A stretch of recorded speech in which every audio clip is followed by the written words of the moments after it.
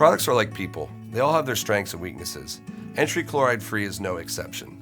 Entry is easy to use with a ton of benefits, but there's two situations when you shouldn't use Entry and should use a traditional granular de-icer instead. The first scenario is when ice is thick. Because Entry is a liquid, it runs off of thick ice before there's a chance to really melt through and work. I like to use cardboard as a reference. If ice is about as thick as 1 or 2 pieces of cardboard, Entry is going to smoke it compared to other de-icers. If ice is about as thick as 3 pieces of cardboard, Entry is still going to work really well. You'll notice it's just a little bit slower. But once ice gets as thick as 4 pieces of cardboard, that's about a 1/2 inch, you're going to want to go ahead and use a granular de-icer instead.